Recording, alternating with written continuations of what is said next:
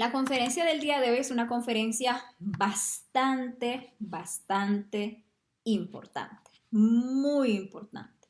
Esta conferencia nos lleva a aprender a no identificarnos con las cosas que nos suceden en la vida de día a día, de instante en instante. Y vamos a ver por qué es que es importante aprender a no identificarnos y cómo es y cuándo es que estamos identificados. Y también vamos a aprender a trabajar y eliminar esa tendencia tan marcada que tenemos de juzgar a los demás, de criticar a los demás. Y todo esto para que nuestra conciencia no se duerma. Entonces vamos a ver que este tema es de suma importancia si queremos realmente llegar al despertar de la conciencia, ya que estas dos tendencias de nuestra psicología, a la identificación y al juicio, pues nos mantienen la conciencia dormida. Bueno, por aquí también Margarita Leal nos saluda desde Venezuela y Orlando Colán nos saluda desde Perú. Bueno, un gran saludo para los dos y para todos los que por ahí están conectados que no me aparecen aquí en los comentarios también. Sean todos bienvenidos. Los que vean esta conferencia ya grabada, también una cordial bienvenida para todos. Entonces, bueno, vamos a ir estudiando primeramente lo que es la no identificación. ¿Y a qué nos referimos cuando hablamos de llegar a la no identificación? Resulta que cuando uno se identifica, la conciencia se duerme. Entonces el estado de vigilia se pierde. Es importante que nosotros empecemos por comprender eso. Ahora, hablemos un poquito, reflexionemos un poquito en lo que es que la conciencia esté despierta. Porque hablamos aquí que cuando uno se identifica, la conciencia se duerme. Entonces, para digamos que apreciar la no identificación o para luchar por no identificarnos, tenemos que empezar un proceso de despertar esa conciencia. Si nosotros no hemos estado experimentando lo que es estar por instantes en un estado de conciencia, es porque toda la vida hemos estado identificados y nunca hemos probado lo que es la no identificación. Realmente la conciencia despierta o está despierta cuando no hay ninguna identificación con algún defecto psicológico, cuando nosotros logramos estar en el aquí y en el ahora, en ese estado de recuerdo de sí. Entonces, en ese momento estamos fuera del sueño psicológico, fuera del sueño del ego. Para comprender un poquito más esto, apelemos a esa conferencia que estuvimos estudiando el sábado pasado. Si recuerdan, el sábado pasado estuvimos viendo una técnica para el desdoblamiento astral llamada el saltico, que se basaba mucho en lo que es la ley de correspondencia, que nos decía que como pasa durante el día, así pasa durante la noche. Si durante el día nosotros nos la pasamos identificados, dormidos, soñando los sueños de cada uno de nuestros defectos psicológicos, olvidados de sí mismos, entonces, por ley de correspondencia, durante la noche nosotros vamos a hacer lo mismo. Vamos a estar identificados, vamos a estar dormidos, vamos a estar soñando, olvidados completamente de sí mismos, sin ninguna conciencia de quién nosotros somos, ¿verdad? De qué, en qué dimensión nos encontramos, no, totalmente dormidos y llevándonos según el sueño en cuestión. En la noche nosotros tenemos múltiples sueños y en todos ellos, nosotros participamos como actores inconscientes del yo. Estamos metidos ahí y es un sueño, o sea, es algo ilusorio y es algo completamente pasajero porque en el mismo momento en que cambia la escena, ya cambiamos de sueño y ahora estamos actuando en otra escena, en otra circunstancia, en otra situación que también es pasajera. No importa los sueños que tengamos, no importa lo graves que puedan ser esas situaciones en el sueño, la pesadilla, por ejemplo, lo fea que pueda ser, ese sueño va a terminar. En algún punto llegará a sonar a la alarma o llegará a la mañana y el momento de despertarse o se pondrá tan intenso el sueño que despertaremos, en algún punto saldremos de ahí. Eso es una ilusión.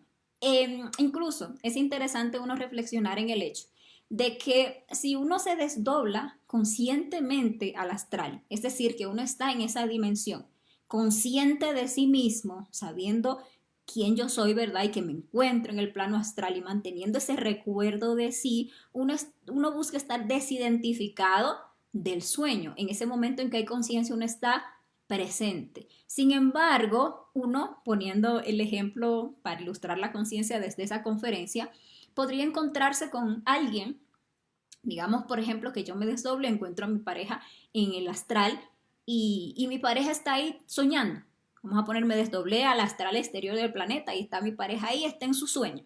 Cuando uno está consciente, ve a la otra persona en su sueño y uno es capaz de saber que esa persona está dentro de un sueño, que todo eso es una fantasía, que esa misma persona ha proyectado en ese escenario astral. No es real, no es más que un sueño. Si uno mantiene el estado de conciencia, uno puede mantenerse afuera y ver el sueño desde afuera. Pero si uno se identifica con el sueño en el que está metida esa persona, se mete uno ahí y empieza a soñar y se olvida de sí mismo. Lo mismo pasa si uno está consciente en el astral y pasan cualquier circunstancia extraña y uno comete el error de perder ese recuerdo de sí e identificarse y meterse entonces en esa escena astral y entonces uno se mete en un sueño y empieza a proyectar cosas y se durmió y ya perdió ese estado de recuerdo de sí. ¿Por qué? Porque se identificó con tal o cual sueño. Eso lo podríamos ilustrar, creo que es como más sencillo de comprender este tema de cómo se duerme la conciencia cuando uno se identifica, cuando lo vemos en ese plano de los sueños. Pero resulta que por correspondencia es exactamente lo que sucede en nuestro diario vivir. Nos vivimos identificando con cada uno de los defectos psicológicos que van aflorando según las distintas circunstancias que se nos presentan en la vida, y el momento en el que uno se identifica con tal o cual defecto psicológico, uno se mete en la película de ese defecto, uno se olvida de sí mismo, uno pierde el estado de vigilia que deberíamos tener, que es el que debemos nosotros estar luchando de instante en instante por tener, estar en ese estado de recuerdo de sí, de vigilia. Todos nosotros venimos aquí y decimos, yo quiero despertar la conciencia. Todo el mundo dice que quiere despertar la conciencia, pero ¿realmente estamos haciendo esfuerzos por despertar la conciencia? Por estar aquí ahora, por vivir en el instante, por vivir en ese estado de recuerdo de sí, sintiendo ese calor de la vida dentro de uno, o estamos identificándonos con todo lo que nos pasa, con todo lo que sucede en nuestra vida. Entonces, he ahí la diferencia. Nosotros debemos de estar luchando para desde que nos levantamos en la mañana estar en estado de recuerdo de sí, estar en ese estado de vigilia, con la conciencia despierta, en autoobservación. ¿Por qué? Porque solamente desde ese estado de vigilia puede uno identificar los defectos psicológicos que buscan manifestarse de instante en instante para robarse esa necesaria energía. Digo necesaria porque la necesitamos para hacer un trabajo interior, para crearnos internamente. Entonces hay esos defectos que se buscan manifestar desde que uno abre los ojos en la mañana para buscar que uno se identifique con sus deseos, con sus pensamientos, con sus emociones, con su película, que uno se meta en esa película, en ese sueño psicológico, se olvida uno de sí mismo, el yo se instala en la máquina humana, empieza a drenar nuestras energías ahí paulatinamente y perdemos la conciencia, perdemos el estado de vigilia y ya, perdimos el yo se sigue alimentando, el yo se sigue haciendo más fuerte, porque tiene cada vez más energía atrapada y por lo tanto, mientras más fuerte sea un defecto psicológico, más va a tener la capacidad de someternos, de montarse en la máquina y quedarse cada vez más tiempo dirigiendo nuestra máquina humana. Entonces, identificarse es eso, es hacerse uno, volverse uno, hacerse uno idéntico al defecto psicológico en cuestión. Nos levantamos en la mañana y ojalá, y inmediatamente abramos los ojos, estemos ahí, en ese estado de recuerdo de sí. Ojalá nos levantemos en la mañana y nos recordemos de sí mismos y de nuestro ser y de que debemos de mantenernos en ese estado de recuerdo de sí, que nos hagamos incluso conscientes de la dimensión en la que nos encontramos y que acabamos de venir de otra dimensión y que pasamos a esta tercera en la que vamos a experimentar distintas circunstancias y que estemos incluso apelando a nuestro ser para que nos ayude a mantenernos en ese estado de conciencia por el mayor tiempo posible para evitar que los defectos psicológicos nos roben la energía, para evitar que se nos duerma la conciencia. pero sucede que nos pasa cualquier cosa, nos acordamos de cualquier cosa, sentimos cualquier deseo o se nos presenta alguna circunstancia y lo común es que inmediatamente desde que sentimos el deseo del yo, nos identifiquemos. Desde que algún yo coge la máquina y empieza a hacernos pensar en esto, o hacernos recordar aquello, o hacernos planear algo, o que no sé, no encuentro las sandalias para ponerme y levantarme, quién me las llevó, y ya se identifica un yo de la impaciencia, un yo de la ira, y empieza a rabiar. O me acordé, ay, que me levanté tarde, ay, se me hizo lo tarde y se me monta un yo del afán y entonces ya no estoy haciendo nada en recuerdo de sí, no estoy concentrada, sino que ahora ando huyendo y mientras me voy lavando los dientes estoy pensando y recordando esto, buscando aquello. O se me monta un yo del ocio y entonces lo que cojo es el teléfono y me pongo ahí a darle al teléfono y me olvido de mí misma porque entonces me meto en el sueño psicológico bueno, en cualquiera de los sueños psicológicos que se me van presentando ahí, porque entonces viene alguien y manifiesta cualquier cosa y ya yo me identifico, se me hiere algún defecto, el orgullo, por ejemplo, y ya ahí empiezo yo a una charla mental y me olvido de mí mismo. Entonces, eso es identificarse, que viene un yo, se manifiesta ante cualquier circunstancia y uno en lugar de pedir muerte y mantenerse en ese estado de recuerdo de sí, se hace uno con el defecto.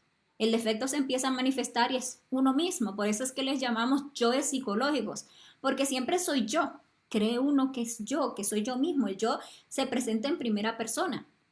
Se me monta un defecto de la ira y me hago idéntica a la ira, siento como la ira, pienso como la ira, reacciono como la ira, deseo como la ira, ¿verdad? Actúo como la ira, entonces es como que yo soy la ira, pero uno no es el yo psicológico, ese es simplemente un visitante, ese es un yo que está pasando y que vino a que yo me identificara y me robara y robarse mi energía.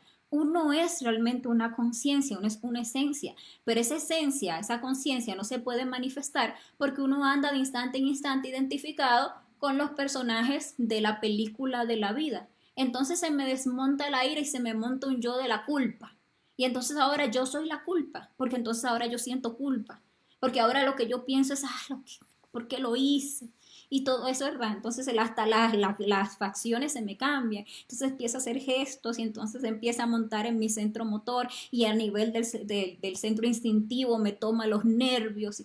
Ahí me pasa cualquier circunstancia, por ejemplo, qué sé yo, tomo el teléfono y estoy en las redes sociales y aparece un prototipo, alguien que me gusta, que me parece muy atractivo, por ejemplo, y ahí ya se me monta un yo lujurioso, ahí se me monta ya un yo lascivo. Entonces ahora ya yo me identifico con la lujuria o la lascivia que esa imagen o ese video o esa película, lo que sea, me incitó, entonces siento el deseo, se me monta ese yo y ahora ya yo siento como la lujuria, yo pienso de forma lasciva, ya incluso tengo tensiones, hasta la cara uno le cambia, entonces ya uno tiene una carita así como de gente, como de gente lujuriosa o persona lasciviosa, entonces ya tiene uno ahí ese semblante y en mi centro sexual yo toma, entonces yo soy, a mí me gusta, dice uno, ay, qué chulo está ese muchacho, lo que sea, ya uno se identificó con ese yo lujurioso y se olvidó de sí mismo. Y si estaba en un estado de vigilia, la perdió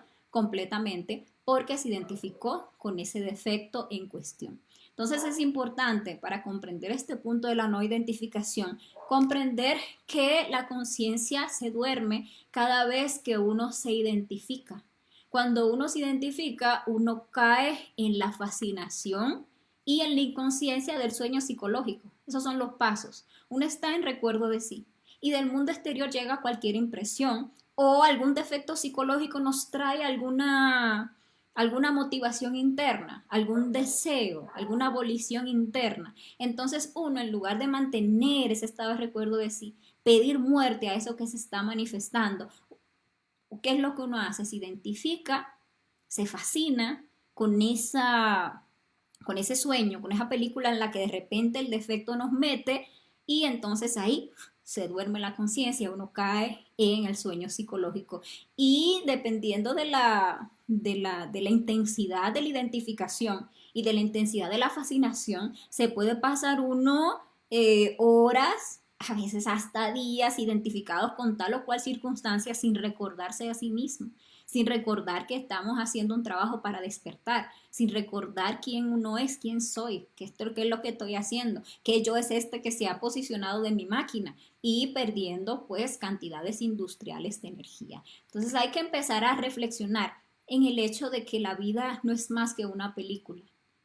Uno debe estarse dando como esos choques conscientes de recordarse a sí mismo quién es que uno realmente es y qué es lo que uno realmente está haciendo aquí, porque a uno se le olvida muy fácilmente. Como estamos aquí como con esta personalidad que nos hipnotiza y nos fascina con este mundo exterior y nos hace creer que todo lo que hay en esta tercera dimensión es lo real, se nos olvida que esto no es real, que esta vida es una ilusión, que en esta vida todo pasa, no importa lo que sea, pasa, no es real.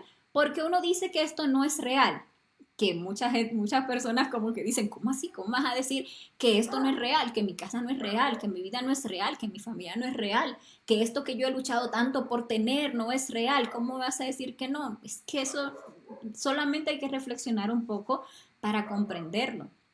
Todo, no importa qué, que tengamos en este mundo o que sucede en este mundo, pasa. Es de naturaleza pasajera.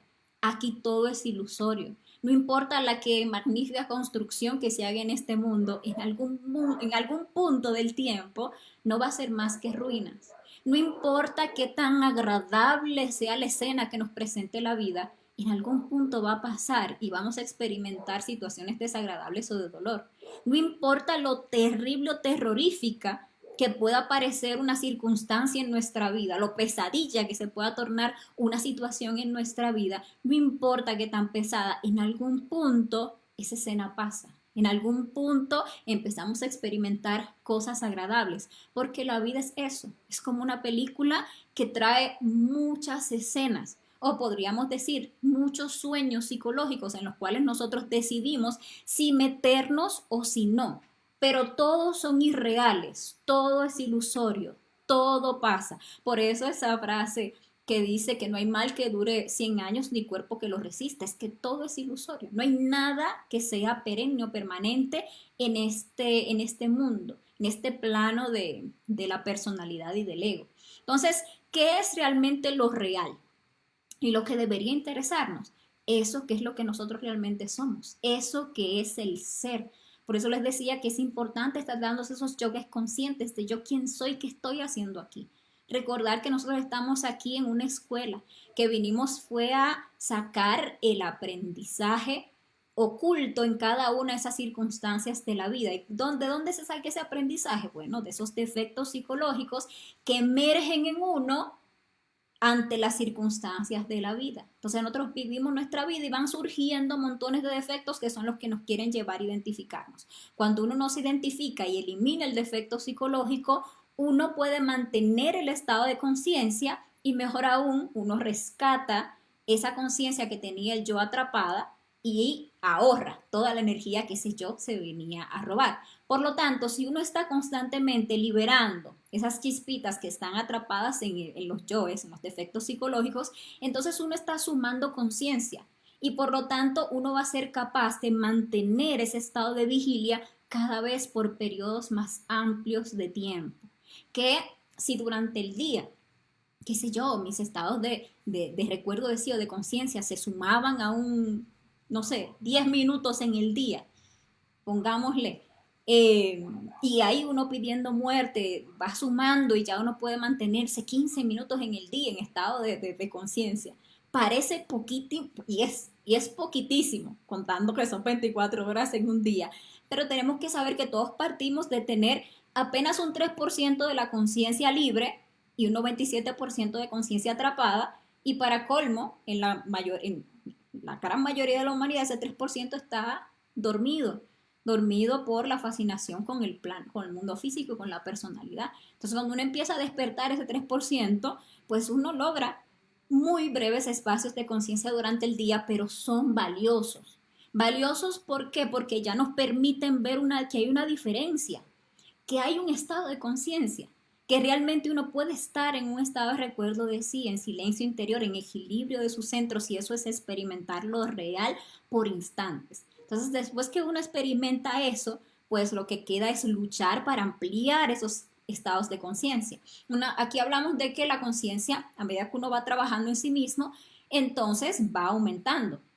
Conciencia que uno va liberando, conciencia que uno va fijando en la columna vertebral, pues conciencia que se va sumando y ya uno va pasando de un 3% a un 4%, a un 5%, y eso quiere decir estados de no identificación durante el día. Si una persona tiene un 3% de conciencia, ya tiene la posibilidad de estar un 3% del tiempo consciente durante el día. Si uno ya tiene un 10%, pues ya tiene una mayor capacidad para poder estar presente en estado de conciencia durante el día. Y entonces eso es lo que tenemos que luchar, por buscar eso que es lo real, que es el ser, que se manifiesta en el instante, que es total equilibrio. Y es real porque nunca pasa. Todo el resto es ilusorio. El ejemplo que les daba de estar, por ejemplo, en el astral, estar consciente, si es que se presentan montones de sueños, en el astral hay sueños y este sueño, y todos son ilusorios porque todo pasa, pero ese estado de conciencia en el que uno se puede mover a voluntad, en el que uno puede percibir aquello que es real, entonces eso sí es permanente. Y cada vez que estemos en un estado de conciencia, vamos a experimentar eso mismo, eso que es lo real y que no pasa. Eso mismo traspolémoslos aquí al plano físico. Cuando estamos en estado de conciencia, estamos experimentando por primera vez eso que es lo real. Y eso es hermoso, porque eso es siempre digamos que lo superior, es siempre el equilibrio. Todos nosotros queremos experimentar la felicidad, todos nosotros queremos experimentar el amor, todos nosotros queremos experimentar todas esas cosas que son así de tipo superiores, pero las queremos experimentar en el sueño del ego. El ego no nos puede llevar a nada real, solamente la conciencia nos puede llevar a experimentar cosas reales. Para eso es necesario aprender a ver la vida como lo que es una película y ver todas las escenas que nos presenta la vida simplemente como eso, diferentes escenas de esta película. ¿Qué es lo que importa? Que yo no me identifique con las escenas y que mejor aún le saque el provecho a esas escenas, le saque la sabiduría aprendiendo a ver los defectos psicológicos que ante esa película afloran en mí. Si uno se identifica, entonces, de cualquier circunstancia de la vida que uno considere difícil o complicada, entonces uno hace un problema. Y no cualquier problema, un grandísimo problema. Nosotros con nuestra mente sabemos agrandar terriblemente los problemas. Definitivamente, y eso no se puede negar, en la vida se nos presentan situaciones que a veces uno dice, son tan complicadas y que uno no le encuentra a ver por dónde que la va a solucionar, cosas que a uno se le hacen como complejas, como que no le veo la salida.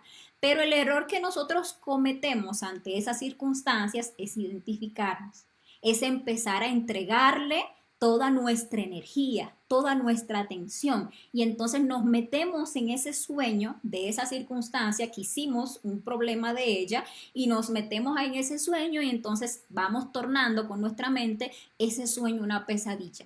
Hacemos de ese problema un monstruo enorme, algo terrible, algo ante lo cual nos vemos chiquititos y empezamos ahí, entonces, ¿cómo voy a hacer? Y entonces, ¿y ahora? Y nos empezamos a angustiar y esos defectos que están manifestando ahí, ante esas circunstancias, nos drenan muchísimo la energía, nos duermen terriblemente la conciencia y nos puede uno, con un problema, uno se puede saber pasar, les decía, qué horas, días, semanas identificados, olvidados de sí mismos, sin apelar a esas herramientas valiosas que tenemos para sacar la sabiduría de esa situación. Cuando uno, por el contrario, no se identifica con la circunstancia que esté pasando, por trágica, por difícil, por complicada que parezca, por harta, por aburridora, por intensa que parezca, cuando uno hace ese grandioso esfuerzo de no identificarse, entonces uno puede ver la situación tal cual es.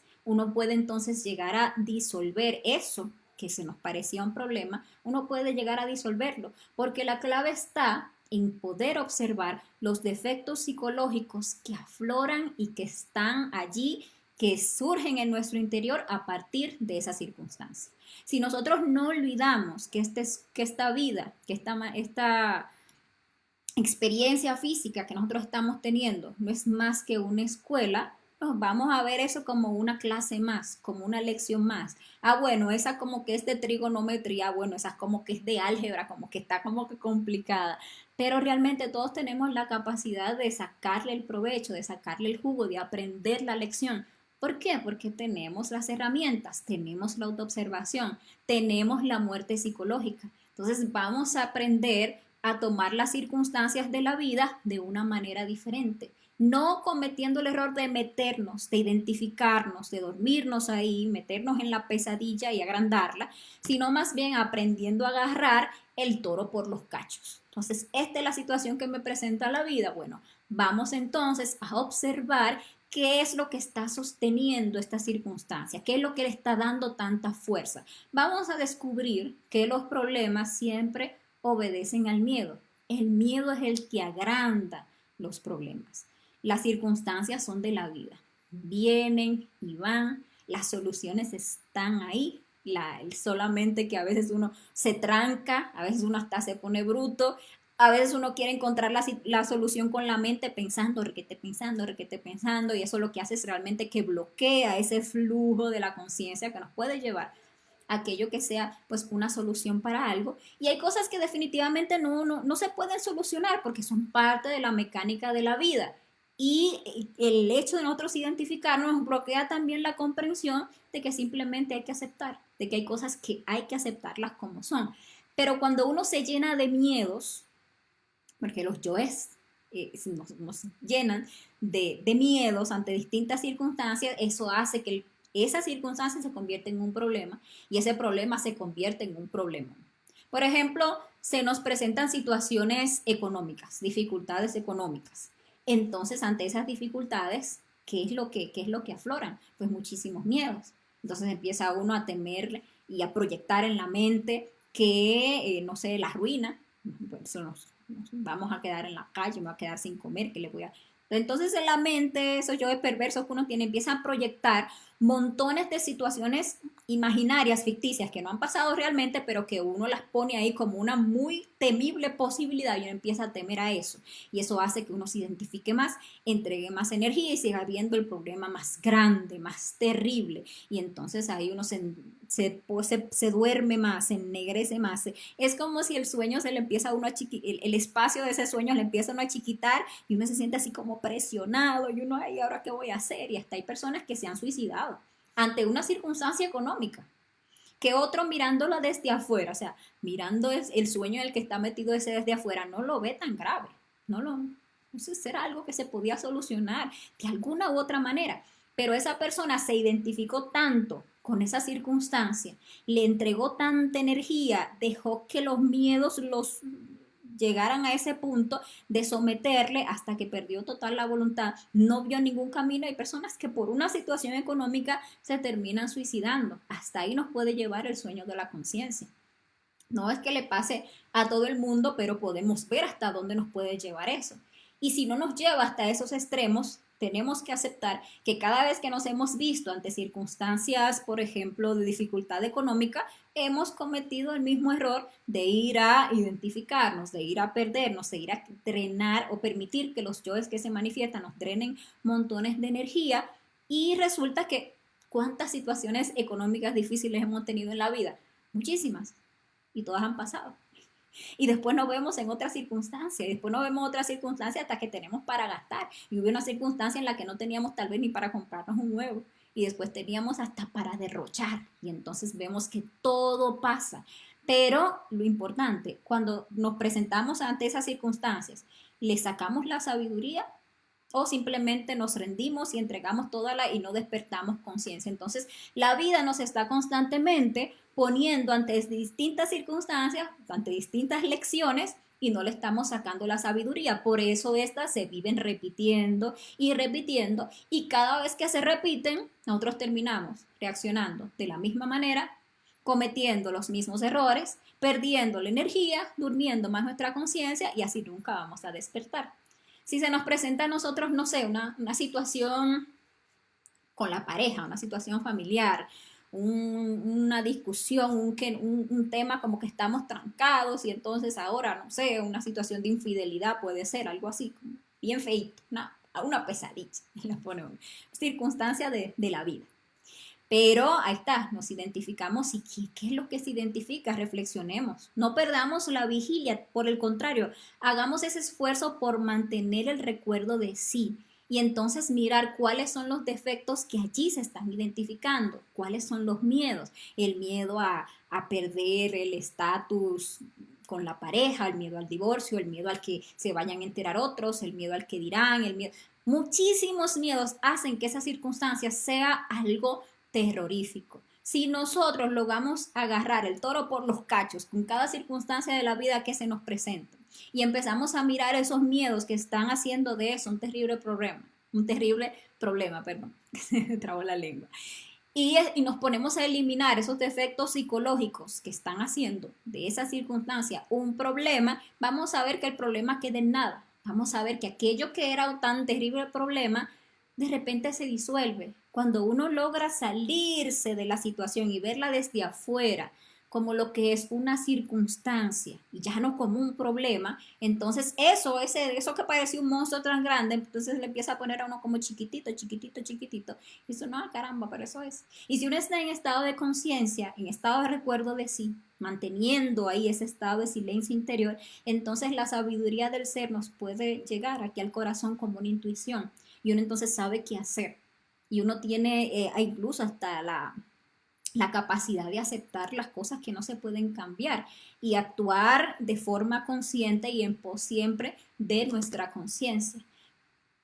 Eso es lo que sucede cuando uno no se identifica con un problema, cuando uno se mantiene alerta, logra descubrir los defectos psicológicos propios que estaban ahí en ese problema, que estaban actuando. Cuando uno entonces logra eliminar esos defectos que ante esa circunstancia estaban haciendo y deshaciendo y nos estaban metiendo en ese meollo psicológico, en ese sufrimiento, en esa inconsciencia, entonces uno realmente aprende la lección, uno rescata toda la sabiduría, todas esas esencias atrapadas allí y ya esa lección ya no se nos tiene que volver a repetir.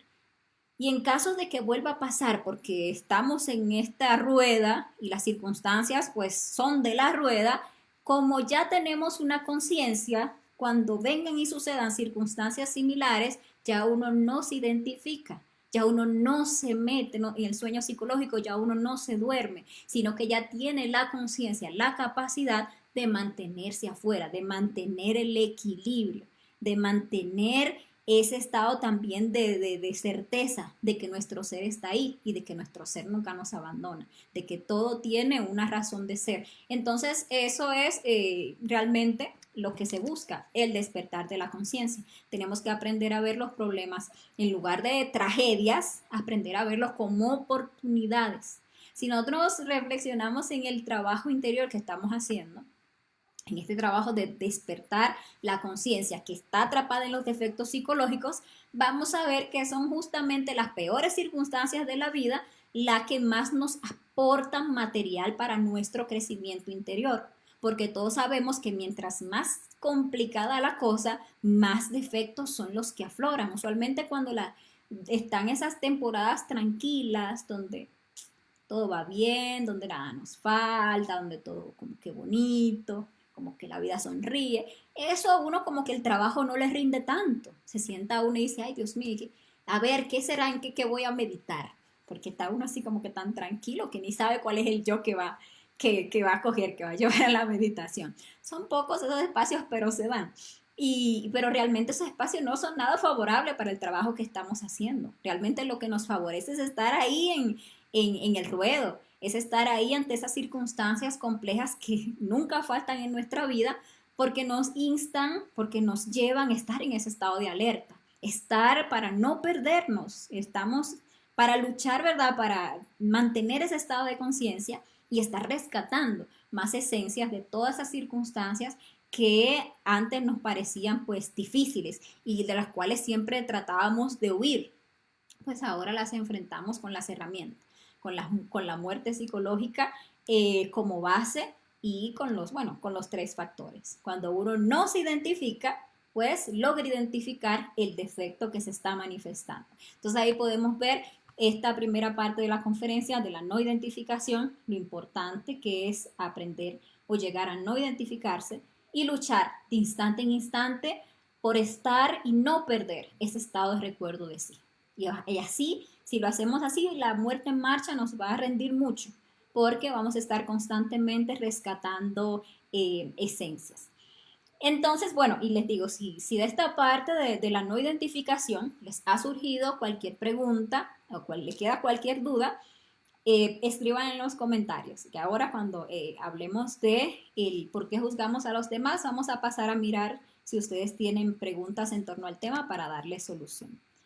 Miremos entonces este otro aspecto que duerme muchísimo nuestra conciencia y es el juzgar a los demás. Esto impide que logremos el despertar de la conciencia. ¿Por qué nosotros juzgamos a los demás? Recordemos lo mismo que hablábamos al principio. ¿Quiénes somos? ¿Por qué estamos aquí? Nosotros somos unas chispas, ¿verdad? Divinales, que vinimos aquí a aprender, a rescatar sabiduría. Unas chispas que venían con un 3% apenas de conciencia y un 97% de inocencia, que vino a quedar atrapados en un montón de defectos psicológicos que fuimos nosotros creando a lo largo de nuestro paso en la rueda del samsara y de nuestras múltiples existencias que ya hemos vivido como humanos. Entonces, de esos defectos psicológicos nosotros debemos sacar la sabiduría, pero resulta que a nosotros se nos dificulta muchísimo vernos esos defectos psicológicos. ¿Por qué? Porque nosotros hemos desarrollado una autosimpatía, nosotros hemos desarrollado un orgullo. Nosotros, aparte de, nos hemos olvidado de sí mismo y nos hemos enfocado en el exterior. Entonces, en lugar de vernos a nosotros mismos, en lugar de estar ahí autoobservándonos todo el tiempo, nosotros nos hemos dedicado a mirar hacia afuera, a mirar a los demás. Y por esa razón, a nosotros se nos hace tan sencillo ver los defectos en las demás personas y tan difícil ver los defectos propios. Ustedes quieren ver que eso es real, hagan un ejercicio. Pongan en una lista alguna persona que a ustedes les resulte muy desagradable o que a ustedes simplemente no les simpatice, no les guste esa persona, no les guste lo que hace, cómo piensa. Ustedes pongan a esa persona de ejemplo y hagan una lista de todos los defectos que ustedes ven en esa persona. Ustedes se van a dar cuenta que esa lista va a fluir con mucha facilidad, que ustedes le van a notar defectos en esa lista por montones. Ahora hagan un ensayo con esa lista, ensayen a ver esos defectos que ustedes están viendo ahí en ustedes mismos, de verlos al cuando han actuado, de mirarse dentro de sí ahí, en eso. Que si yo vi que aquel es envidioso, que aquel es esto, que aquello, lo otro, eso. Ahora, mírense ustedes cuando usted ha sido envidioso. Entonces ustedes van a ver ahí lo duro que es uno verse a sí mismo tal cual es y lo fácil que a uno le resulta juzgar a los demás. Pero lo que uno no se ha dado cuenta o se le olvidó es que esto es una escuela y que nosotros vinimos a aprender fue de nuestros propios defectos psicológicos y que hasta como una ayuda para poder ver eso que no podemos ver, nos ponen constantemente espejos en la vida. Y todas las personas que nosotros vemos afuera, a nosotros nos sirven de espejo. ¿Para qué? Para conocernos a nosotros mismos, para buscar ver en nuestro interior eso que así autoobservándome no logro ver, pero que curiosamente cuando yo miro para afuera lo veo tan clarito en el otro y no solamente que lo veo tan clarito, sino que cuando lo veo hay una reacción psicológica en mi interior de rechazo o de desagrado hacia eso que veo. Entonces ahí puedo usar ese espejo para estudiarme, porque todo lo que reacciona dentro de mí ante algo que yo veo en el exterior es el mismo defecto que está ahí oculto y que yo no lo puedo ver. Y puede que ese efecto esté exactamente en el mismo polo en que yo estoy viendo hacia afuera, o puede ser que lo esté viendo desde otro polo. Por ejemplo, yo veo a una persona que derrocha su dinero, ¿verdad? Y si yo, por ejemplo, estoy con la codicia del lado de ese yo avaro, de ese yo como le llaman tacaño, entonces ver a esa persona derrochando dinero me va a resultar, ay, Dios mío, pero es que la gente es tan desagradable, tan derrochadora, no valoran el dinero, no valoran esto, ta, ta, ta. Y ahí estoy yo criticando, buscando a aquel porque es un derrochador. No me estoy dando cuenta que es mi mismo yo de la codicia, pero del lado de la avaricia. Por otro lado, si yo estoy polarizada con este tema de la codicia del lado de el derrochador, entonces cuando yo veo un avaro afuera, una persona muy agarrada con el dinero, entonces, ay, qué desagradable, ese es tan tacaño, oye, pero ese no floja, fulano, ese es un tacaño. Y ese ahí lo voy a criticar, lo voy a juzgar. ¿Quién es que está juzgando? Eso es para reflexionar, es la conciencia no tiene que criticar, la conciencia comprende. Pero como no tenemos la conciencia, sino que estamos movidos por un yo psicológico, al yo sí le molesta, le critica, le desagrada, en este caso porque está en el otro polo. Otras veces, y la verdad hasta la mayoría, uno reacciona y el que reacciona es exactamente el mismo que está viendo afuera. Ve su reflejo allá y es tan feo, pero es su reflejo lo que está viendo porque las personas son espejos. Entonces, por ejemplo, yo soy una persona muy mostrona. Me encanta mostrarme, ya sea a nivel físico porque me siento muy bonita y ando por ahí que mostrándome, buscando las miradas o el halago, o ya sea hasta mostrarse intelectualmente y uno anda por ahí mostrándose porque quiere que el otro lo halague y todo el mundo piense que uno es muy inteligente, la que sea. Pongamos que uno tiene ese yo mostrón por algún lado o por el otro. Ve uno a un mostrón afuera, ve a alguien que, por ejemplo, qué sé yo, va a una chica que va muy bonita, resulta que más bonita que yo, y está llamando más la atención que yo, buscando más mirada que yo. O si ponemos el caso intelectual, hay alguien que expone algo y es más impresionante que lo que yo tenía para decir o lo que yo dije y llamó más la atención que los demás y ganó más aplausos, etcétera. Entonces, ay, qué desagrado, qué antipatía, ay, qué fastidio con esa persona. Mira cómo es, anda ahí toda desregalada y mostrona. O mira todo ahí mostrándose intelectual y está uno criticando terriblemente a la otra persona. Pero realmente, ¿quién es el que está criticando? No debe sentarse a reflexionar. Es el mismo yo de uno que está ahí identificado, que está reaccionando y que para que yo no lo juzgue dentro de mí, señala para afuera. Entonces es aquel, ay, mira qué feo mira aquella, qué es lo que parece, mira lo que hace. Y todo eso que a uno le molesta, todo eso que reacciona en uno, entonces es el defecto psicológico que está ahí, que lo tenemos escondido dentro de nuestra psicología y que no nos gusta verlo por fuera. Por eso lo criticamos. Entonces hay que empezar a reflexionar en que si uno se pone a morir psicológicamente, si en uno muere el yo psicológico tal y uno viera a alguna persona actuando bajo ese defecto psicológico ante cualquier circunstancia, si el defecto no está vivo en mí, que no ve eso, no refleja eso así como con ese desagrado, porque ya no está, ya no hay ningún yo que se refleje ahí, pongamos ese caso, sino que hubiera conciencia, entonces ya no habría nadie que cayera en el error de señalar, juzgar o criticar, sino que habría alguien que comprende, por ejemplo, la circunstancia en la que está pasando tal vez esa persona. Y en lugar de juzgarlo, criticarle, en caso de que fuera prudente o necesario, hasta le podría ayudar de alguna u otra manera. La mejor manera, pues dándole las herramientas que me ayudaron a mí a eliminar mi defecto psicológico, la autoobservación, ¿verdad? La muerte psicológica, el nacimiento espiritual, el sacrificio por la humanidad. Eso le puede brindar una otra persona que uno viera movido por un defecto psicológico. Pero lo común es que caigamos en el error de la crítica, que se nos duerma la conciencia en ese proceso de proyectar y señalar y criticar. Hay que tener en cuenta que nosotros no nos conocemos a nosotros mismos. ¿Cómo nosotros vamos a creer que podemos conocer a los demás?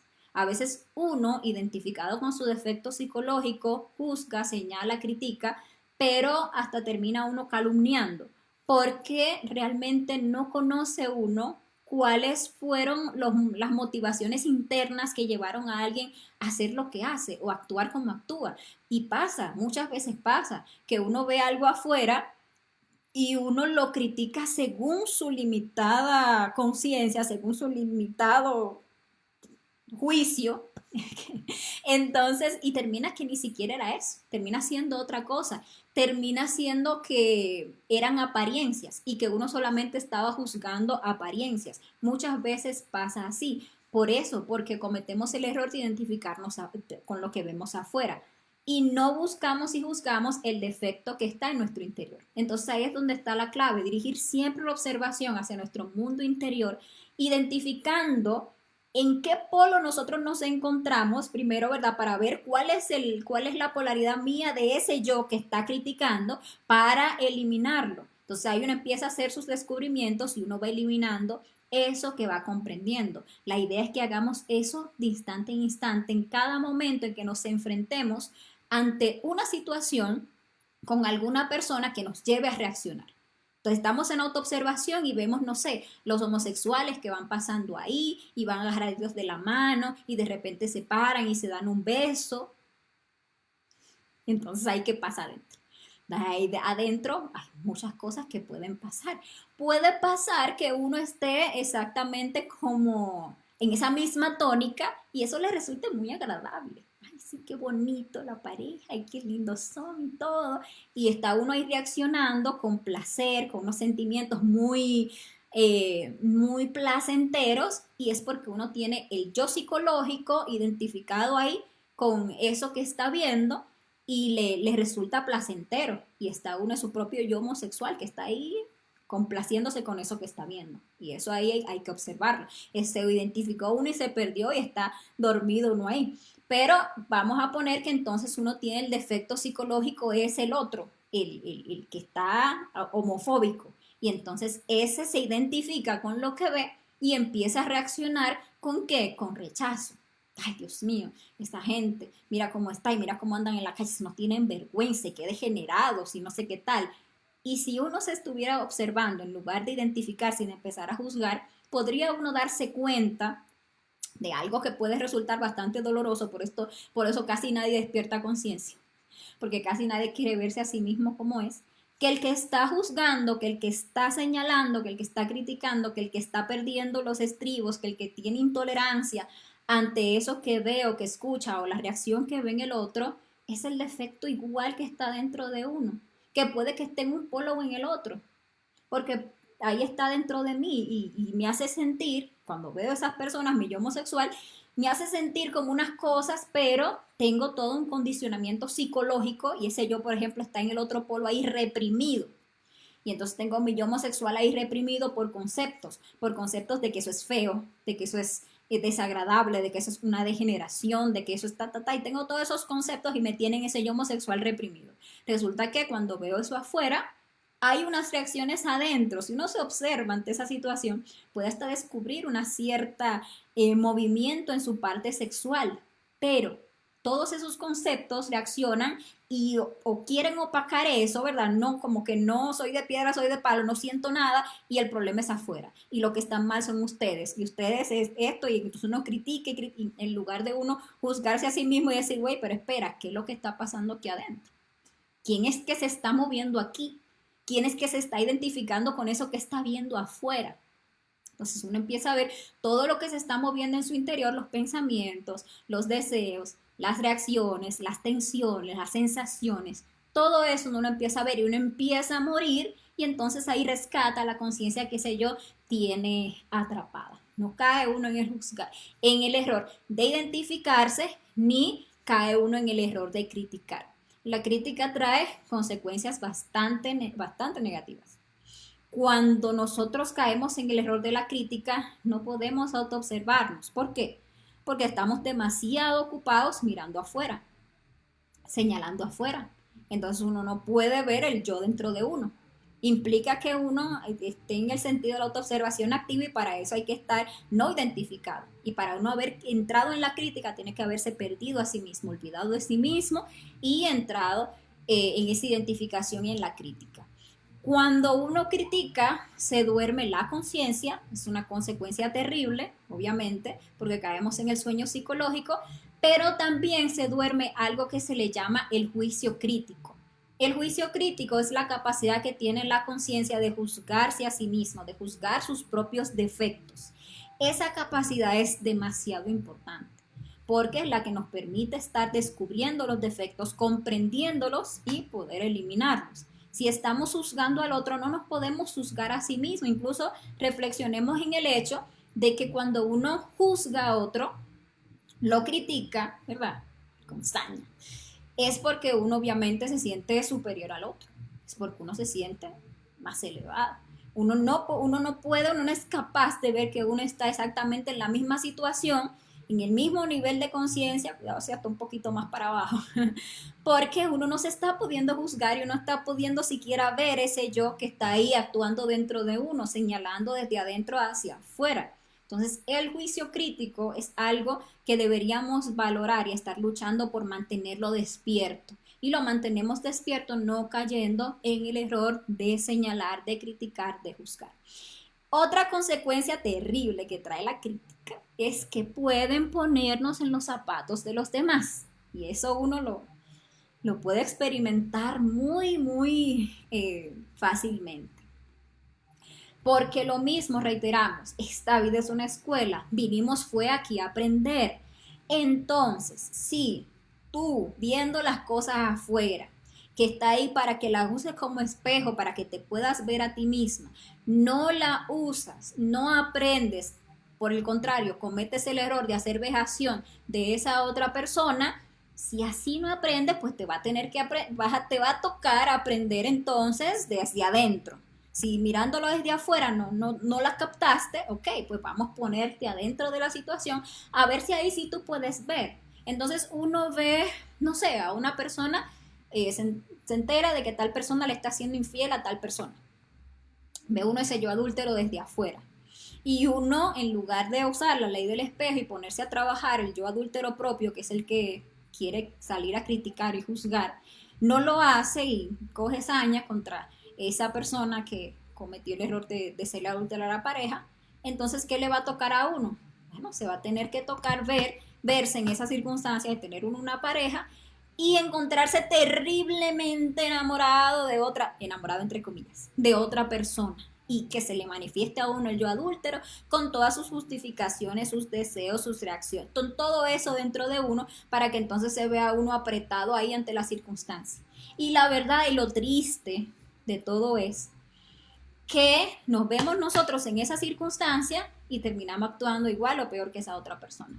Porque simplemente no teníamos la conciencia, porque teníamos el defecto psicológico, solo que lo teníamos reprimidito allí, en nuestro interior, y que cuando veía fuera a otros cometiendo el error señalaba, pero cuando él mismo se vio ante la circunstancia, actuó porque no había conciencia. Entonces aprovechemos mejor esas circunstancias que vienen, que vemos afuera, para conocernos a sí mismos, para trabajar en sí mismos, para aprovechar que no estamos metidos en el meollo de la situación, sino que nos están dando esa oportunidad de verlo desde afuera. Es como cuando uno tiene esos astrales en que uno ve las cosas por contrarios. Entonces en el astral veo yo a otro que hizo tal cosa. Eso es para que yo lo coja por espejo, para que entonces, porque es un defecto que no puedo ver en mí, y entonces me lo ponen ahí en el astral como otra persona que hizo otra cosa.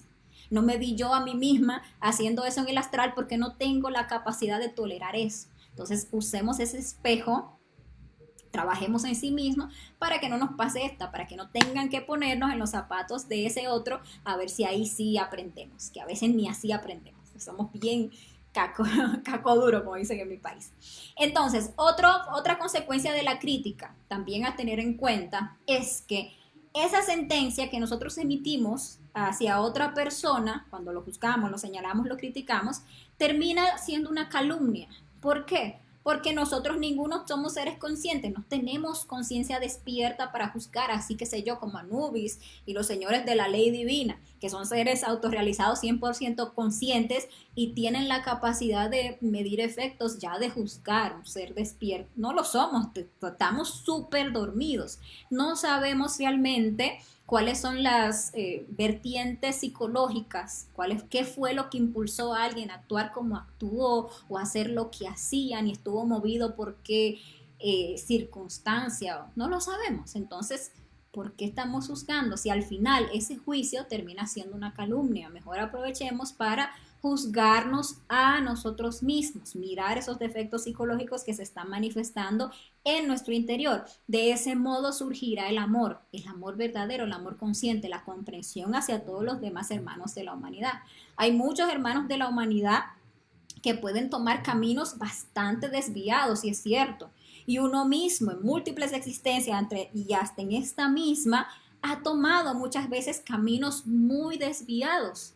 Sin embargo, a uno mismo no le gusta estar en esa situación de ser el juzgado, de ser el criticado. Sin embargo, cuando hay otra persona que toma un camino que uno considera equivocado, a uno le resulta demasiado fácil juzgarlo y criticarlo, y entonces no estamos desarrollando el amor, no estamos sabiendo ponernos en el zapato de la otra persona, no tenemos nada de conciencia para permitir que cada quien sea como quiera ser y vaya por donde quiera ir, y tener el amor de que en caso de que no sea, tengamos la posibilidad, y ojalá estemos estando esa posibilidad, brindarle a la persona más bien las herramientas para que, si así lo quiere, pueda enderezar ese camino que considera uno torcido que está llevando la persona. Entonces ahí tenemos que saber que es una calumnia todo juicio que nosotros emitamos hacia afuera mientras no tengamos una conciencia despierta. Otra consecuencia de la crítica importantísima es saber que cuando uno enjuicia a otro, uno se hace su enemigo. Y uno, por estar criticando, uno genera constantemente malas relaciones con esas personas a quienes uno juzga. A veces uno critica a la persona a espaldas de ella, y uno se encuentra con tal amigo y entonces empieza a despellejar del otro, uno empieza a hablar mal de este o empieza a hablar mal de aquel, y de una u otra manera, casi siempre por la otra persona, eso la otra persona lo llega a saber, y ahí se da una circunstancia, ahí se da una situación, ahí se genera una mala relación. Pero a veces uno critica a la espalda de esa persona, o critica la crítica aquí en la mente, uno trae a esa persona a su cueva psicológica y ahí la acaba y hace dejación de esa persona, etcétera. Pero solamente aquí uno no lo externa y uno cree que no ha pasado nada porque esa persona no se enteró. Y eso es un engaño, porque la verdad es que aquí todo es energía y que la telepatía realmente existe. Lo que pasa es que ahora mismo la tienen atrapada nuestros yoes. Entonces, telepáticamente, nuestros yoes del desagrado de esa persona, del juicio, de la crítica, de la calumnia, se comunican energética y telepáticamente con los yoes de esa persona. Y entonces se genera esa mala vibra con esa persona a quien nosotros constantemente estamos criticando, estamos juzgando, estamos vejando. Hay como eso gordo, eso como pesado entre esa persona y uno. Entonces uno gesta malas relaciones con muchas personas por eso, porque uno es un criticón, porque uno todo el tiempo está verbalmente o mentalmente haciendo vejación, crítica, escarnio, burla de las demás personas por este tema, porque no hemos comprendido el error que es llegar a criticar. Y la última consecuencia que reflexionaremos el día de hoy, porque seguro hay más, es el karma. Tenemos que saber que cuando uno lleva ese juicio, esa crítica al verbo, y uno lo expresa, pues uno genera karma. Recordemos que cada vez que dejamos que un yo actúe, o que un yo pues omita, un yo hable, actúe o genere alguna omisión, nosotros generamos karma. Entonces, si tenemos esto en cuenta, vamos a saber que cada vez que nos plantamos ahí a criticar y a despellejar de otra persona, estamos actuando de mala voluntad, dejando que el defecto psicológico se manifieste y nos lleve a cometer errores, y obviamente que eso nos va a generar karma. Uno de esos karmas, pues, vernos en la misma situación que la otra persona, por ejemplo, entre muchos otros. Entonces, esas son las consecuencias de la crítica. Ahora, ¿cómo nos beneficiaría nosotros ponernos a combatir esos dos errores? Estar constantemente luchando para dejar de identificarnos con las cosas del diario vivir, verlas desde afuera como lo que son, una película, trabajar en nosotros mismos para que sea la conciencia la que actúe ante las distintas circunstancias, y combatir ese error de criticar a los demás y aprender más bien a juzgarnos a nosotros mismos instante en instante. Si así lo hacemos, pues beneficios múltiples. Por ejemplo, vamos a ahorrar muchísima energía que antes desgastábamos en identificarnos con las situaciones que pasaban y con la crítica. Y también vamos a evitar que se duerma la conciencia. Vamos a poder mantenernos más tiempo en ese estado de alerta, de vigilia, de recuerdo de sí. Vamos a estar recuperando esa capacidad de juicio crítico, es decir, que vamos a poder juzgarnos cada vez más a nosotros mismos y comprender cada vez más nuestros defectos psicológicos. Vamos a poder observar más yoes, vamos a poder comprender más yoes y vamos a poder liberar más conciencia. Entonces, lo que es el mismo trabajo de la muerte en marcha va a funcionar de manera impresionante. Cada día nos va a rendir muchísimo en este trabajo de conocernos a nosotros mismos y de despertar la conciencia. Entonces vamos a estar viendo avances en el trabajo interior. Por el contrario, si nosotros no la pasamos identificados con todo defecto que se nos manifieste, no vamos a ver avance en el trabajo interior. Vamos a pasarnos años y años y años en el conocimiento sin realmente ver cambios trascendentales en nosotros, sin ver cambios en nuestras aguas internas, sin ver cambios en el avance hacia lo que es tener pareja, por ejemplo, la persona que está soltera, o hacia lo que es llegar en el camino iniciático, empezar a avanzar, porque estamos todo el tiempo identificándonos y perdiendo todas las pruebas que se nos presentan en el diario vivir. Y lo mismo con la crítica. Si dejamos de criticar, vamos a avanzar bastante en esto, porque uno pierde demasiada energía y demasiada conciencia en criticar a los demás. Por el contrario, si no dejamos de criticar, lo mismo, vamos a pasarnos años y años aquí y vamos a seguir en las mismas, trabajando en balde, porque toda la energía y toda la conciencia le estamos entregando pues a esos yoes que se la pasan juzgando a los demás. Entonces es importantísimo iniciar una lucha para no identificarse y para dejar de juzgar a los demás. Ese es el reto que nos propone esta conferencia del día de hoy. Espero que les sea de mucha ayuda, seguro que para todos nosotros lo es. Y bueno, ojalá prestemos atención a estos valiosos consejos que nos dé esta conferencia. Para la próxima conferencia de fase A, la que vamos a estar estudiando el próximo jueves, vamos a estar aprendiendo sobre el tercer factor para la revolución de la conciencia, el sacrificio por la humanidad. Vamos a ver ahí qué es el sacrificio, cuáles formas hay de sacrificarnos por la humanidad y bueno, cuáles son los beneficios también de sacrificarnos por la humanidad. Entonces vamos a profundizar en ese tercer factor para la revolución de la conciencia. Si